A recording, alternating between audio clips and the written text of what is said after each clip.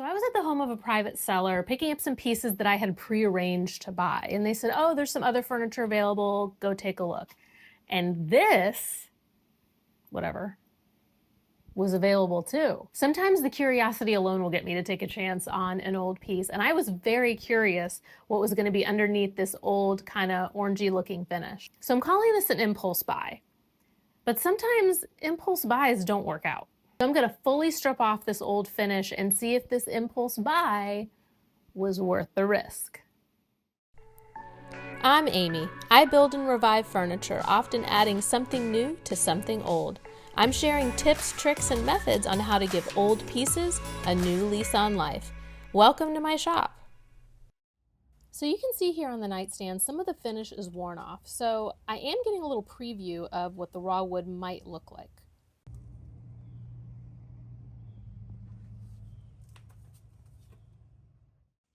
It's a little banged up here and there, but overall, it's in pretty good shape. I've only worked with elm one other time, and the grain pattern was absolutely gorgeous, but I also know better than to get my hopes up too high. If you've watched any number of furniture refinishing videos, this is usually where you see somebody cleaning the piece with a strong cleanser or a degreaser. But I'm not going to do that because I'm going to be fully stripping the old finish off, which already makes a mess. So I can't really think of a reason why I'd clean it first. But what I am going to do is remove the hardware. I'm not sure if I'm going to keep it or not, but I have some time to mull that over.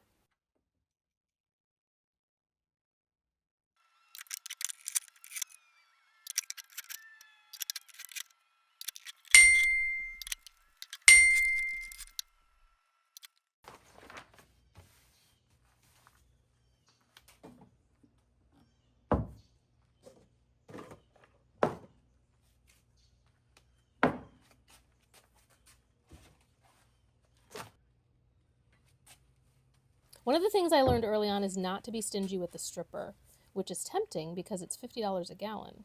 Anyway, I'm applying a liberal amount here, and I'm going to let it sit for at least 15 minutes before I come back and see how it's working.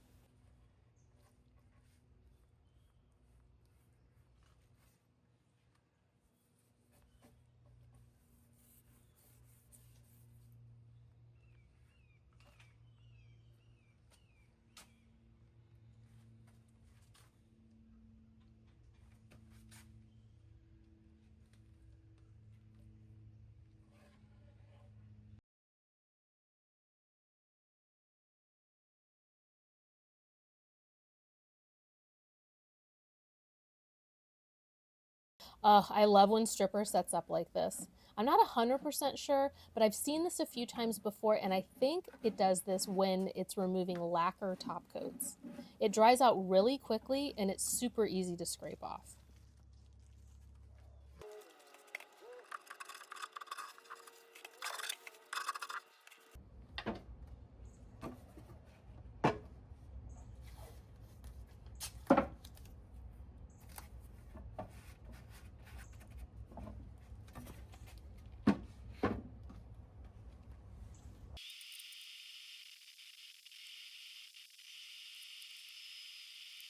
The stripper on the drawer fronts didn't set up the same way, so my guess is that the tops were coated with lacquer and the manufacturer probably used something else for the rest.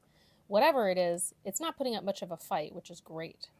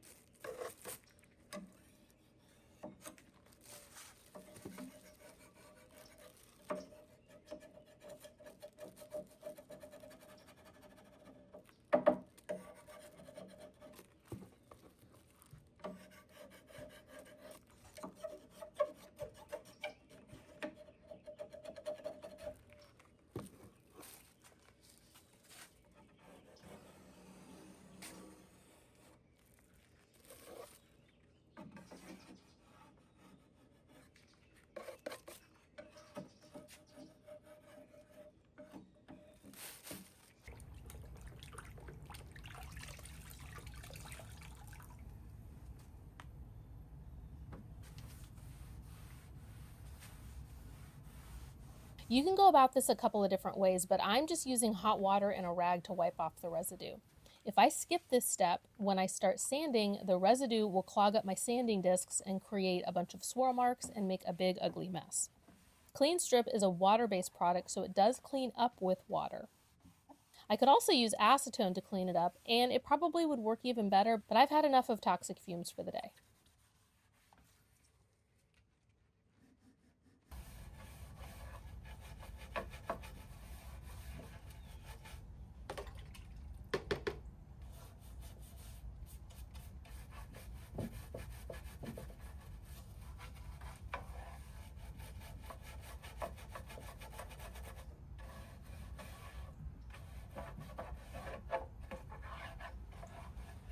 While I'm waiting for everything to dry, let's get a look at this hardware.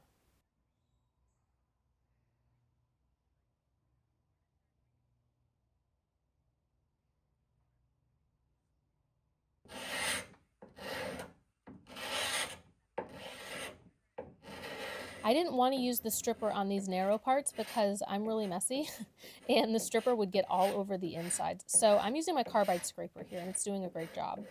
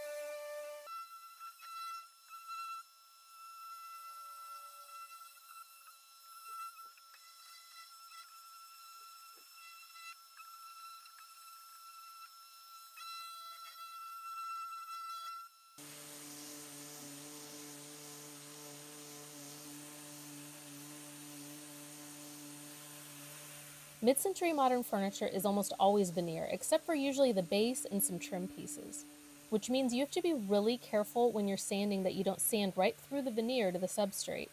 But these pieces are solid elm, so I'm still going to be careful when I sand, but I don't have to worry so much.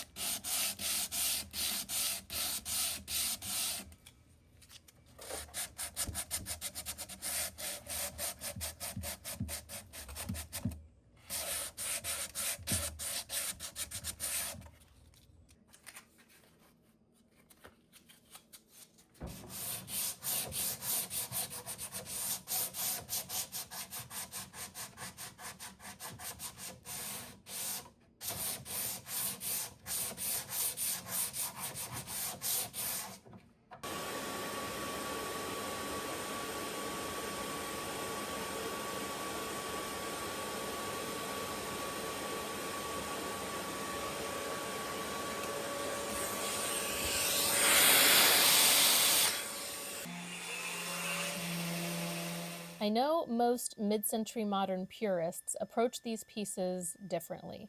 Rather than changing anything, they opt to restore the piece to exactly what it looked like when it originally left the factory. And that's because these pieces are probably the most valuable when they're in a condition that's closest to original. But this isn't a highly desirable brand like Lane or Kent Coffee or Broyhill. Actually, I don't even know the manufacturer at all, so I don't feel any obligation to restoring it to the original condition.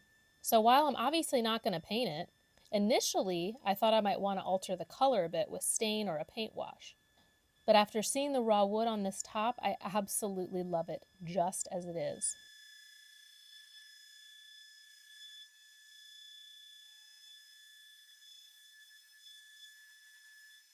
I share progress on my projects daily on my Instagram account, and by this point, one of my previous clients saw it and claimed it. So I got to work with her going forward, and thankfully, she agreed with me on the hardware. So here's a way you can tell whether you're dealing with solid wood or veneer. Look at these ends. See this? This is end grain. If this top was veneer, the ends probably wouldn't look like this. Instead, the manufacturer would almost always put a strip of veneer along here too.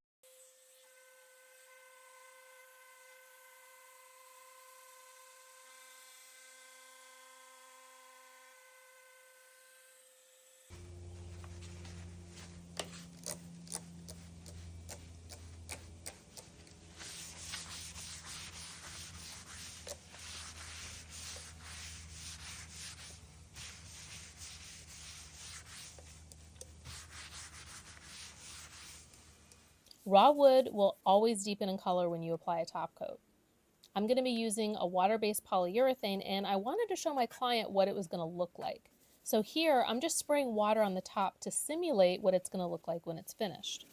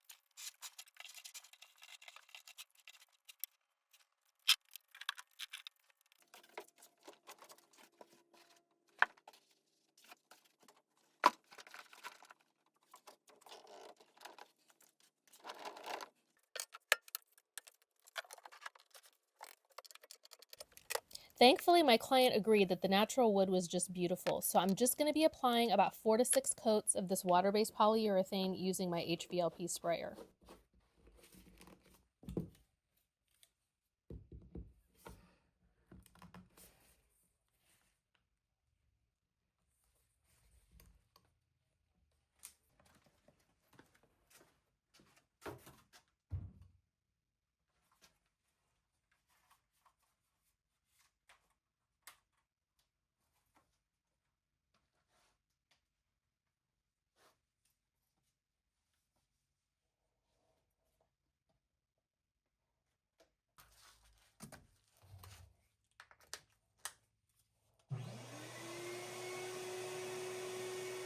I test my spray pattern and dial in the right settings on a scrap piece of cardboard before spraying on the piece.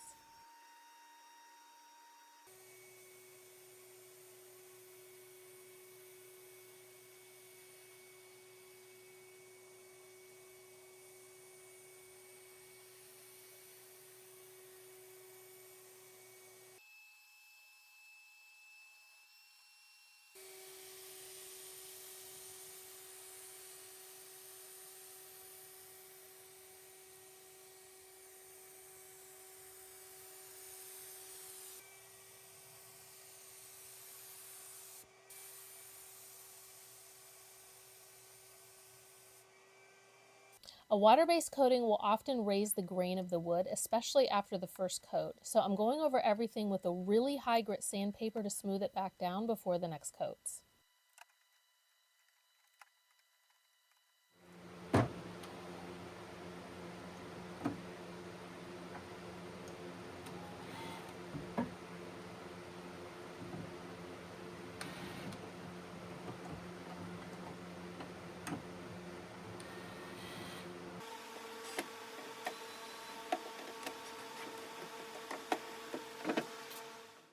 Okay, are you ready to see if this impulse buy worked out? Remember, this is what it looked like before.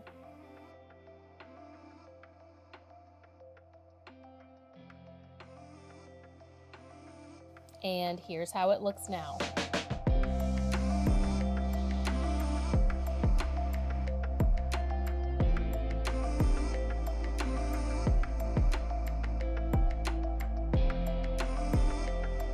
So what do you think? Did this one pay off? Let me know in the comments. By the way, my client was absolutely thrilled. It's already in place and living its best life in its new home. I have another project I want to share with you soon, so make sure you like and subscribe so you don't miss it. Thanks for watching, and I'll see you again soon.